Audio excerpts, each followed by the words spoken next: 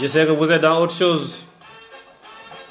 Je vous prends juste quelques minutes pour terminer le chapitre sur la distribution. Donc la fois passée, on avait vu les concepts de canaux et de circuits, de filières, de réseaux. On va essayer de terminer en 15 minutes avant d'aller fêter Noël.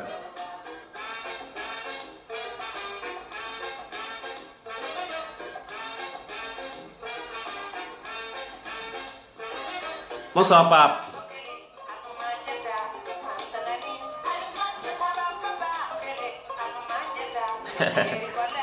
Borom Kémani. C'est spécial live là quoi, spécial live.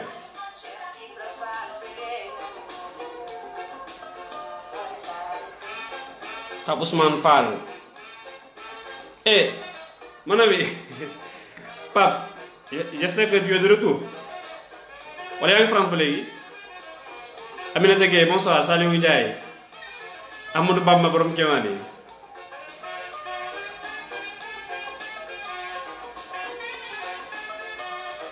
Bonsoir Sidi. Mor. Tey moom dama kii quoi, dama improviser. Mon ami Pouy, j'ai regardé vos produits dans les différents supermarchés de Saly. Hier j'étais à Saly. Ainsi que dans les supermarchés de Dakar, mais je n'ai rien vu, Pouy. Si c'est disponible, tu me dis. Oui, mes respects. Général Sec, ça doit être Salif Kenemé.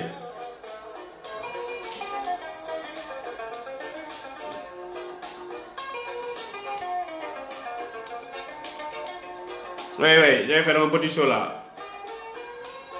Mohamed. Sedina Alioune, soyez les bienvenus. Mor naka xel kom. Moustapha Sow. Sëñ Tafa gi naa la gis de ana Soxna Ami.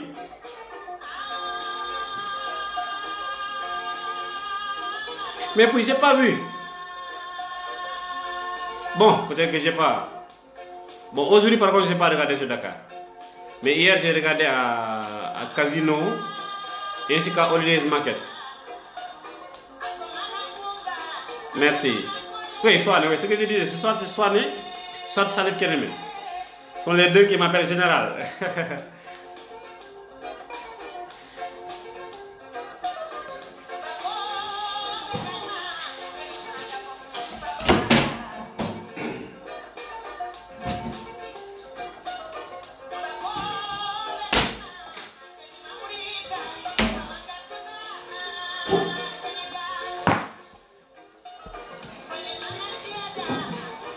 Oui, aujourd'hui j'ai vu ton concurrent, mais je vais prendre ton produit.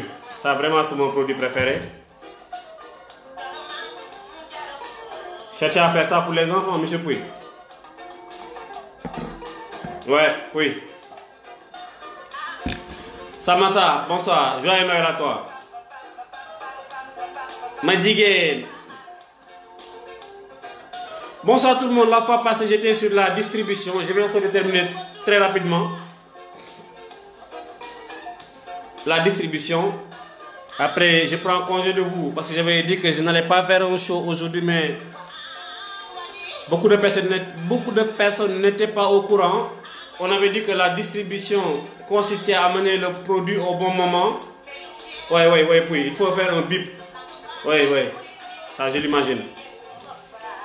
Distribuer un produit, on avait dit, c'est l'acheminer, l'amener au bon endroit, au bon moment, en quantité suffisante avec les choix requis et les services nécessaires à leur consommation, à leur utilisation. Et on avait dit que de ces exigences découlé un certain nombre d'opérations qu'on avait appelées les opérations de la distribution. J'arrête un peu la musique.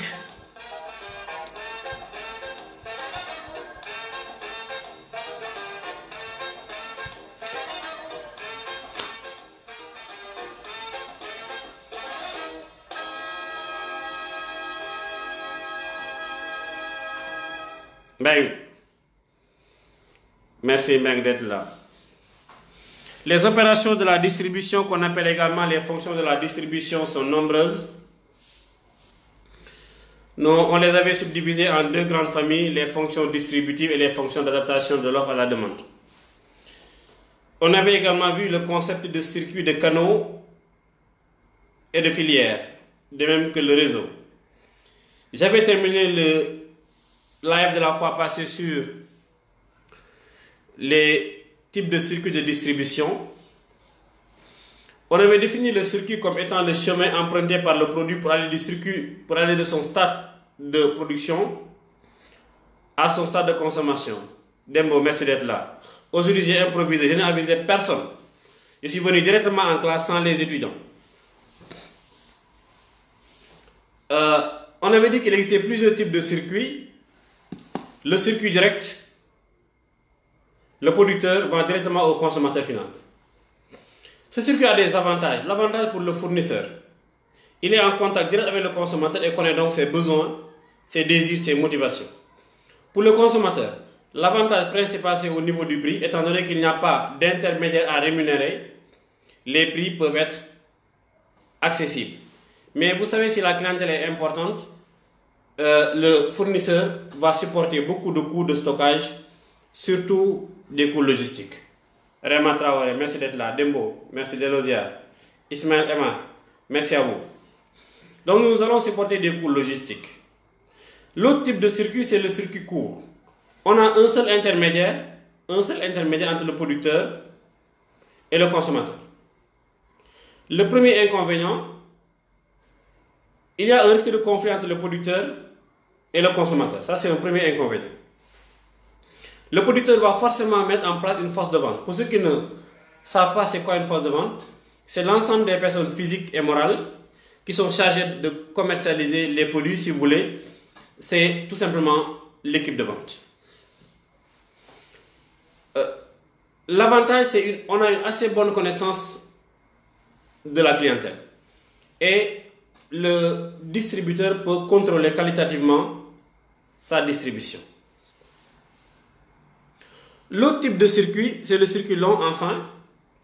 On a plus d'un intermédiaire, ça peut être 2, 3, 4, 5, entre le producteur et le consommateur. Il y a comme inconvénient le risque de conflit entre, Katina, bonsoir, il y a un risque de conflit entre les différents intermédiaires. Autre inconvénient, risque de conflit entre le producteur et les différents intermédiaires. Pour le consommateur, Idalina, Carlos de Madina, bonsoir Idalina, from Bissau. Il y a, je disais, un risque de conflit entre le producteur et les intermédiaires. Il y a un risque de conflit entre les intermédiaires.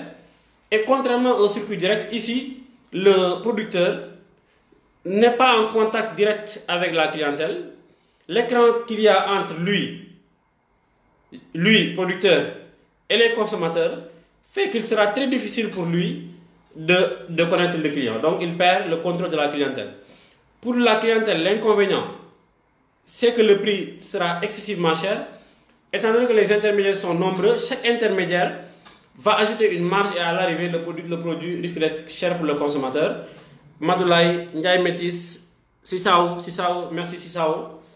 J'avais dit que je n'allais pas faire un cours aujourd'hui, mais je vais juste faire un live pour 10-15 minutes et prendre congé de vous. Fantastique Fanta, merci. Oui, j'ai commencé aujourd'hui un peu tôt parce que j'avais même dit que je n'allais pas faire ce show aujourd'hui.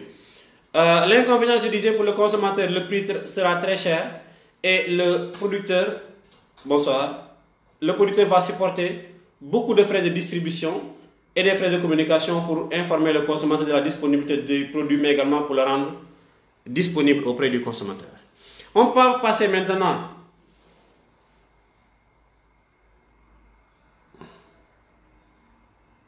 Oui, Fanta. Fanta, comment vas-tu? Très bien, merci d'être là. On va maintenant passer aux stratégies de distribution. Yves, mes respects Yves. Yves, merci. On va maintenant passer aux différentes stratégies de distribution. Elles sont nombreuses, mais il faut d'abord savoir comment les choisir. Pour choisir une stratégie de distribution, il faut prendre en compte un certain nombre d'éléments. D'abord, des éléments qualitatifs. L'image. Si je veux contrôler l'image de la distribution de mon produit, il y a des stratégies que je n'ose pas utiliser. Nous avons ensuite les moyens de l'entreprise. Si vous êtes une petite entreprise, une très petite entreprise sénégalaise, vous ne pouvez pas couvrir l'ensemble du territoire national ou bien l'ensemble de la planète. La distribution là va être très coûteuse. Khadim Yali, merci Khadim d'être là, merci mon frère Yves Malak. Autre élément, c'est la concurrence. Si la concurrence est présente dans toutes les régions du Sénégal, si vous voulez seulement vendre votre produit à Thiès ou bien à Ziguinchor, vous risquez de perdre des parts de marché. La clientèle également est à considérer. Vous devez prendre en compte la nature de la clientèle, sa situation géographique. Si la clientèle est dispersée sur l'ensemble du territoire, vous avez intérêt à être présent sur l'ensemble du territoire national. Par contre, si la clientèle est seulement présente dans un département, dans une ville, dans un village, mieux vaut concentrer vos efforts dans cette contrée-là. Donc, pour ce qui est des stratégies de distribution, il faut également prendre en compte des fois la réglementation. La réglementation ne vous permet pas de présenter votre produit, de le vendre partout. Donc, si on résume,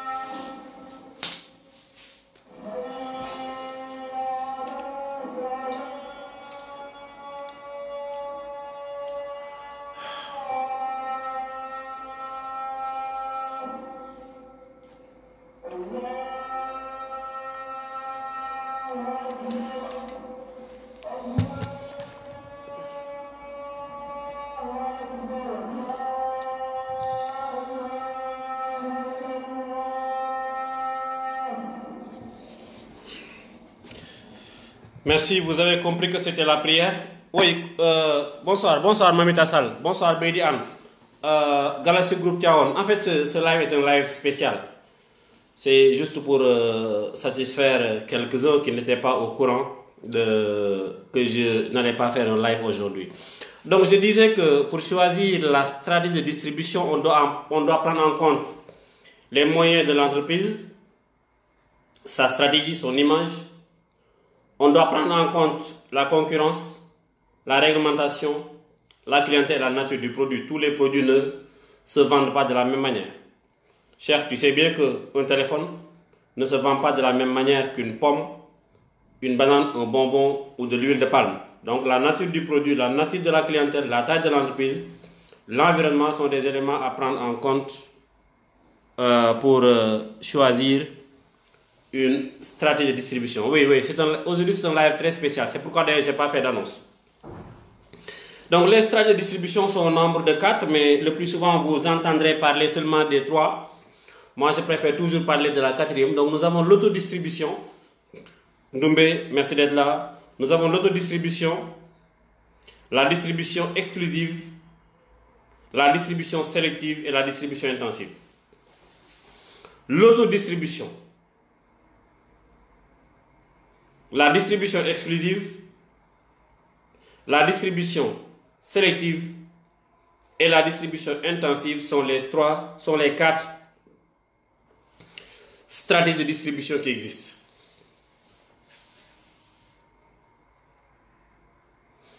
Qu'est-ce qui les différencie?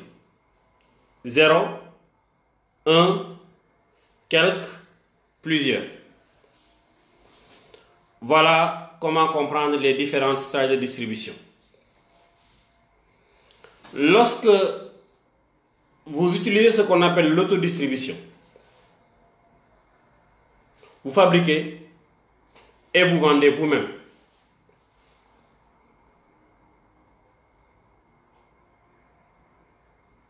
On confie la distribution alors à 0 intermédiaire. Je fabrique et je vends moi-même via mon site web si je veux, via mon magasin d'usine ou bien via mon réseau de points de vente. L'autodistribution a les mêmes avantages et les mêmes inconvénients qu'un circuit ultra court qu'on appelle également circuit direct. Manta Bayo, merci d'être là. Donc la distribution, la deuxième stratégie, c'est la distribution exclusive. Nous avons des droits exclusifs qui sont accordés à des grossistes ou à des détaillants.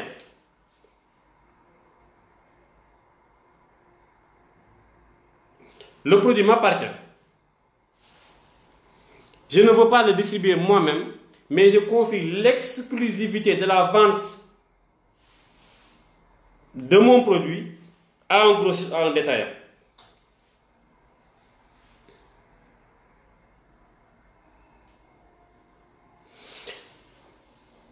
La plupart des marques de voitures qui sont présentes au Sénégal sont distribuées de façon exclusive. CFAO a l'exclusivité de la vente des produits Toyota au Sénégal.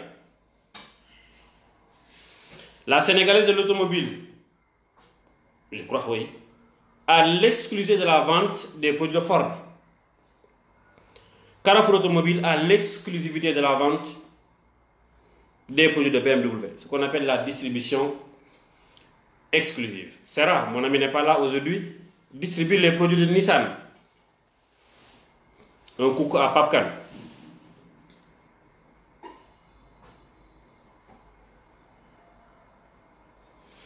L'avantage principal de la distribution exclusive, c'est le contrôle de l'image. M'a dit que, mon ami, on a réalisé ensemble beaucoup de publicité. M'a dit que Diop. Bonsoir Mandike. Tu nous as définitivement laissé.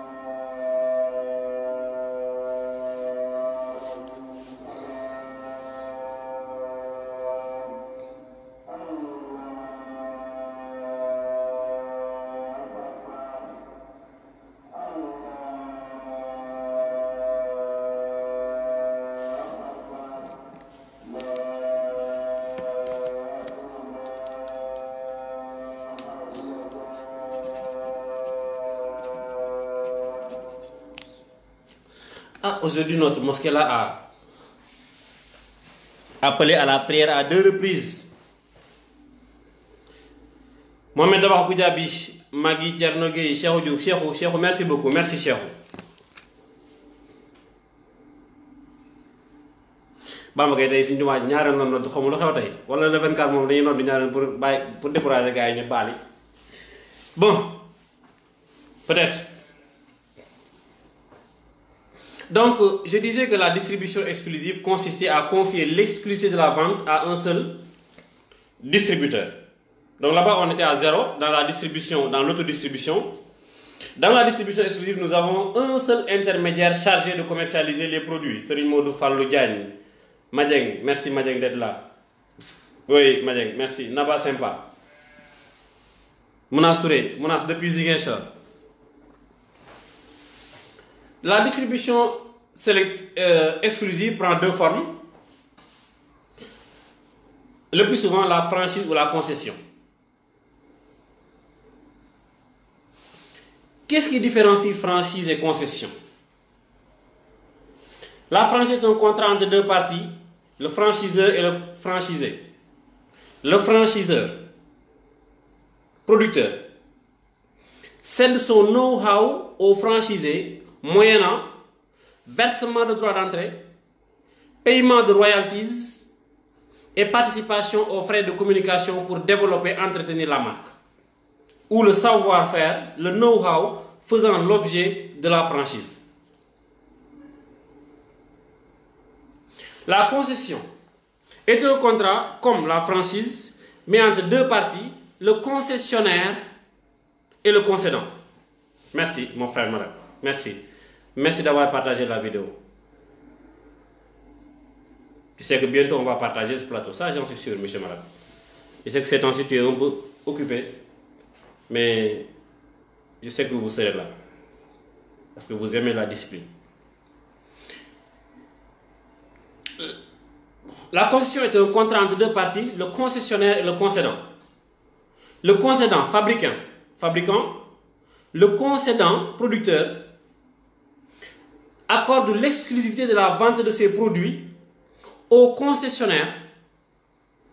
Le concessionnaire s'engage à ne vendre que les produits du concédant et le concédant s'engage à ne vendre qu'au concessionnaire et à lui assurer de l'aide et de l'assistance commerciale.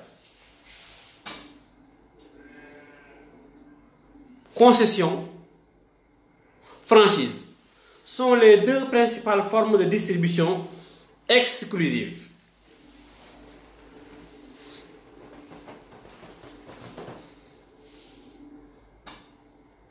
La 3e stratégie de distribution, ce qu'on appelle la distribution sélective. Biloba, Ba Mohamed, Oncle Rabi. Bilo, merci d'être là. Dans la distribution sélective, ici on ne limite pas comme dans la distribution exclusive les intermédiaires à un seul, mais on sélectionne quelques intermédiaires. Sur des critères tels que la position géographique, je peux dire seulement je travaille avec les boutiques qui sont dans telle zone géographique, telle zone et telle zone. Leurs moyens financiers, leurs services, leur accueil, leur expertise. Ou bien d'autres critères importants pour nous.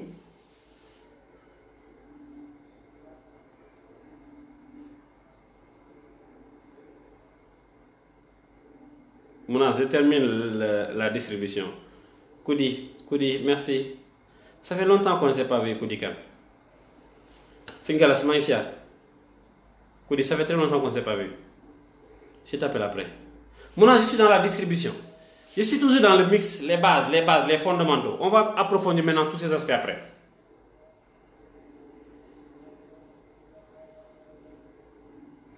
Donc ici, on sélectionne les intermédiaires sur la base de critères tels que la position géographique, j'avais dit, l'image, les moyens financiers, l'expertise, le savoir-faire, l'image, le service après-vente, etc. Pape, je disais tout à l'heure, j'ai parlé tout à l'heure de toi. Lorsque j'évoquais la marque Nissan. Bonsoir. J'ai fait du wah-wahet parce que j'avais dit que je n'allais pas faire un show, mais c'est un mini-show. C'est un mini-show de quelques minutes. Je disais que c'est Serra qui avait l'exclusivité de la vente des produits Nissan. Je crois que c'est ça, Pape.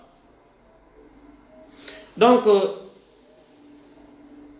ce sont ces quelques distributeurs choisis qui vont distribuer le produit. L'avantage surtout pour pouvoir contrôler le niveau qualitatif, de pouvoir contrôler les promotions et les ventes. Mais l'inconvénient, merci Lad. L'inconvénient, c'est comment les sélectionner. Pape Kane est là, Mbengue est là, Hassan Mbengue est là, et je sélectionne Pape Kane, je sélectionne Lad Mbengue et je laisse l'autre Mbengue. Mais l'autre Mbengue peut se fâcher. Tida Ibn Ousmane, Lahad Mbengue, merci. Mais l'avantage, on a un très bon contrôle, surtout au niveau qualitatif de la distribution des produits. Les opérations promotionnelles sont également bien contrôlées.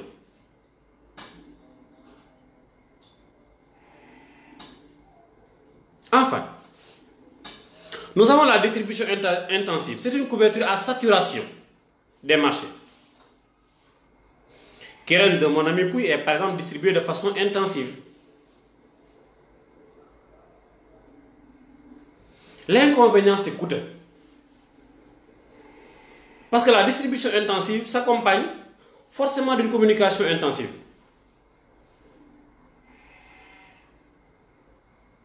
C'est également mieux adapté pour des produits alimentaires, pour des produits de grande consommation. Voilà les différentes stratégies de distribution, la distribution sélective, l'autodistribution, la distribution exclusive et la distribution intensive.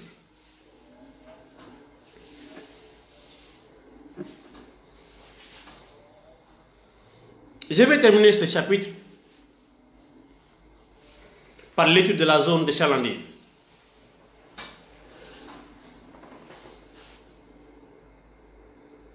L'étude de la zone de chalandise.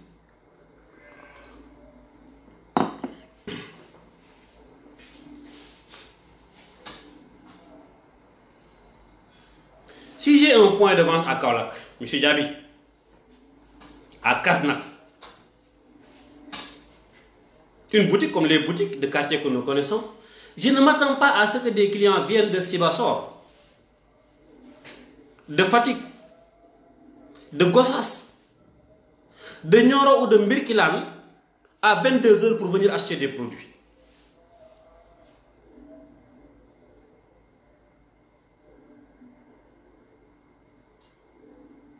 Les clients ne viendront peut-être pas même de Medina Baye.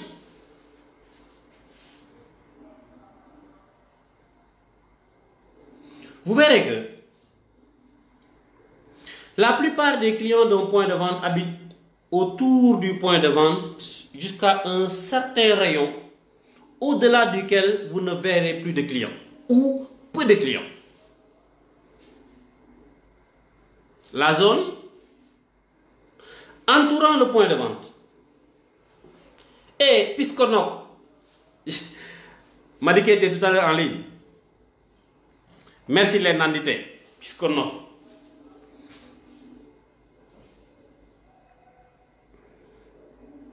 Voilà. Je disais que les clients d'un point de vente habitent tout autour du point de vente jusqu'à un certain rayon au-delà duquel, merci Diaby, on ne verra plus de clients ou peu de clients.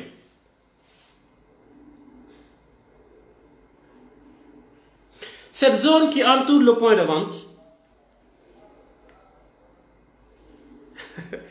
ah, tu as Kasnak? Oui, c'est les vacances. Merci, je ne me suis pas trompé. Je disais que la zone là qui entoure le point de vente et d'où provient l'essentiel de sa clientèle et de son chiffre d'affaires, cette zone là qu'on appelle la zone de chalandise. Qu'est-ce qu'une zone de chalandise alors? C'est l'aire géographique qui entoure le point de vente et d'où provient l'essentiel de ses clients et de son chiffre d'affaires. J'ai dit bien l'essentiel, je n'ai pas du tout son chiffre d'affaires. Parce qu'en partance à Porokhan, M. Diaby, je peux descendre à Kaznak et prendre un jus. Je n'habite pas dans ta zone de chalandise, mais le jus, je l'ai acheté chez vous.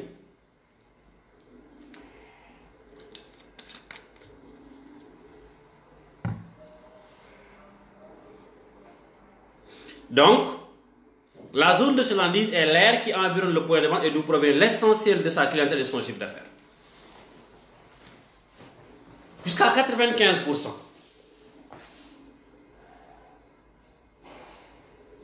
Je n'habite pas ta zone de chalandise, mais j'ai acheté chez vous. Malik, tu étais au Sénégal. Tu n'as même pas appelé M. Sek pour passer le voir. Mais bon, des fois c'est le calendrier qui est trop chargé, je vous comprends. Merci Malik. Je n'habite pas ta zone, dans mon exemple, j'ai acheté dans ta boutique. De la même manière, il y a des gens qui habitent à côté de vous, dans votre zone, mais qui peuvent aller acheter ailleurs parce qu'ils sont en déplacement. Ito, Wahgaf. Ito fut le manager du groupe de rap Wahgaf. Wahgaf n'est pas une bonne marque. Hein. Voilà la zone de chalandise par définition. Maintenant, merci. Hello, Mr. Touré. Je vais revenir tout à l'heure dans la zone de chalandise. Juste une précision. Si vous vendez par téléphone, bonsoir, Ramatoulaye Fayendao. Ramatoulaye, j'espère que c'est depuis Ziguinchor, hein? Oui, c'est ça, Ramatoulaye Ndao. Je disais que si vous vendez à distance, par correspondance ou par internet, ouais, Marie, oui, je comprends. Des fois, c'est un peu full.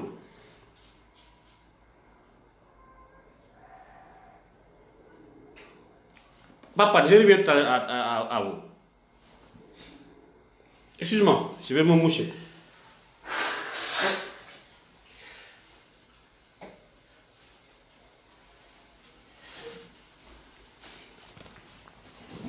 Je disais que la zone de chalandise, c'est l'aire géographique qui environne le point de vente et d'où provient l'essentiel de ses clients et de son chiffre d'affaires. Je disais que si vous vendez à distance par correspondance, si vous vendez par internet, vous ne parlez pas de zone de chalandise parce que je peux rester à Kaznak, créer mon site web et vendre mes produits sur toute la planète. Oui, Ramon, se capte après. Donc, pour ces magasins-là, pour ces types de points de vente-là, on parle de zone d'influence ou de zone de prospection, mais pas de zone de chalandise. On parle donc de zone de chalandise seulement si le client peut se déplacer et venir au point de vente. Fatoumata Mbalo, Iska Dakar.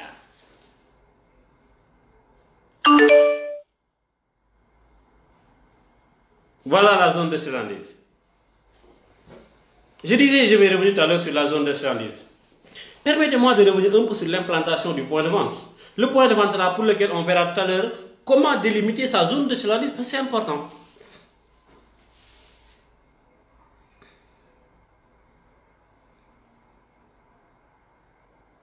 J'ai en tête un projet d'ouverture de point de vente.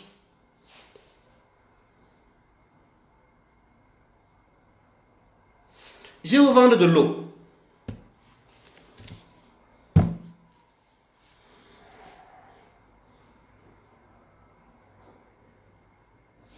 Ça ne se passe pas comme ça.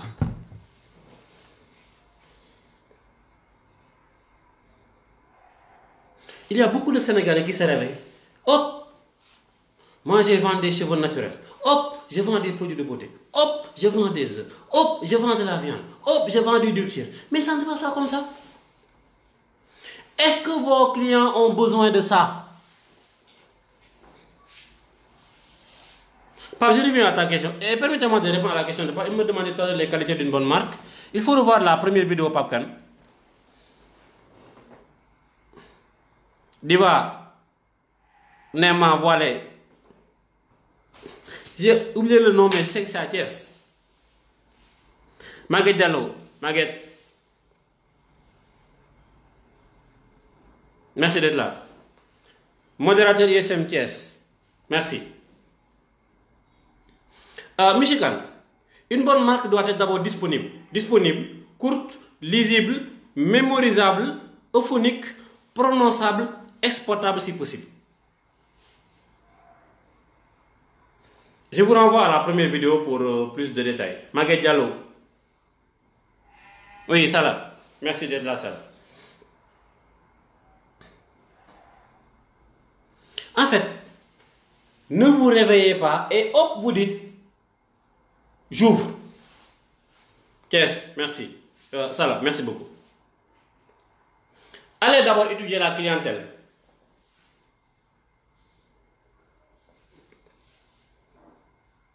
Je veux implanter mon point de vente à Kaznak. Vous passez à côté. Vous pouvez cibler Kaznak et les autres et d'autres quartiers. Merci à vous, Salah.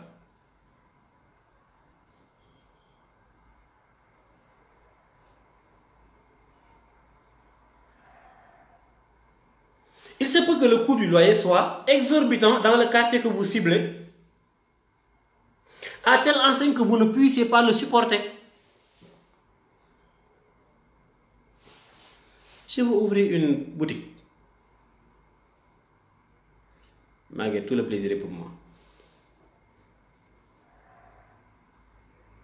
Je veux l'ouvrir à Ngor. J'arrive à Ngor. Loyer 500 000.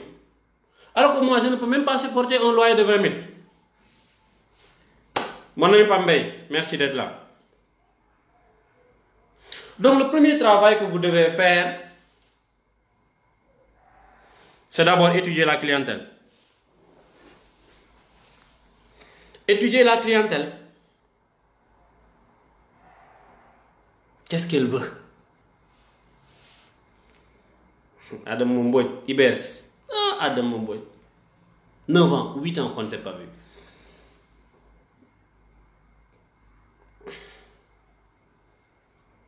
Pape,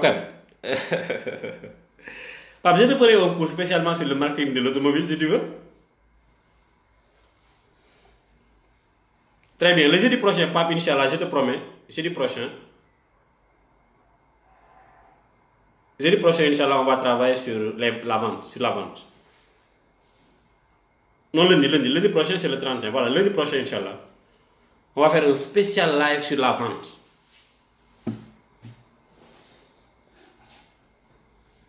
En temps, si tu reviens, tu me fais signe, je vais t'inviter. S'il te plaît. Si tu reviens, tu me fais signe.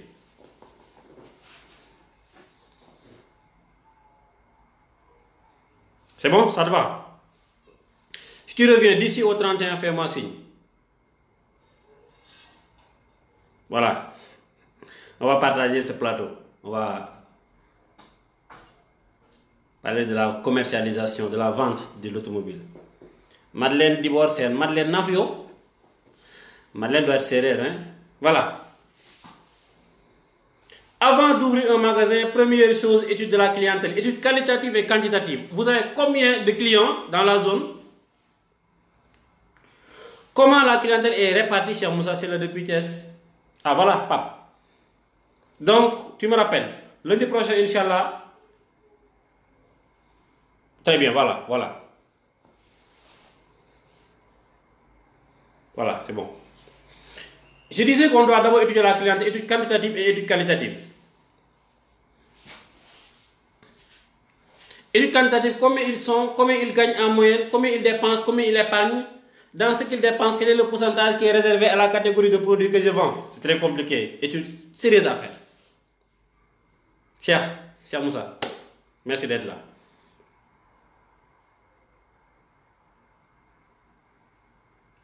Étude qualitative. Besoin, motivation, frein, comportement, attitude, inhibition, valeur.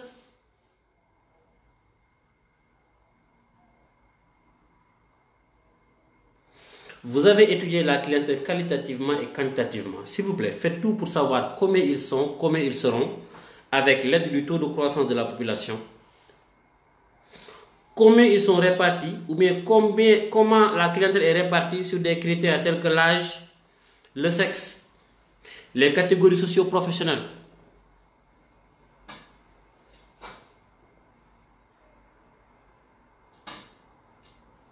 Après ce travail de l'étude de la clientèle, mais vous n'êtes pas seul. Je vous salue, cher Moussa. Étudiez la concurrence, directe, indirecte. Si vous voulez ouvrir un petit magasin, un mini libre-service, une boutique de quartier, étudiez la clientèle au niveau du quartier. S'il s'agit d'un hypermarché, étudiez-la au niveau régional ou bien au niveau national. L'étude doit porter sur l'assortiment, le mix, donc, prix, communication, la taille des magasins,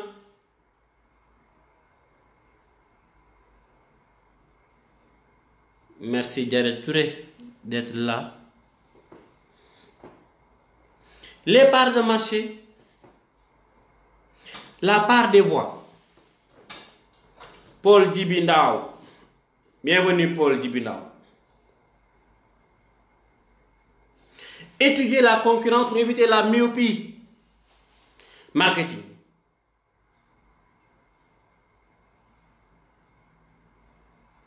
Vous avez étudié la clientèle. Point suivant, étudier les produits dont elle a besoin. Ça vous aidera à assortir votre magasin de produits et services correspondant aux besoins des clients. Si la clientèle est aisée, proposez des produits haut de gamme. Si ce n'est pas le cas, trouvez des produits adaptés à leur pouvoir d'achat.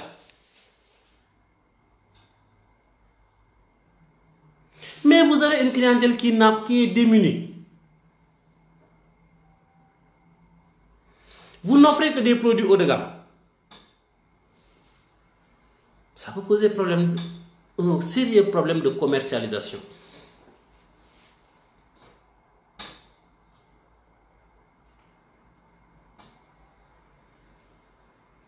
Vous avez étudié la clientèle.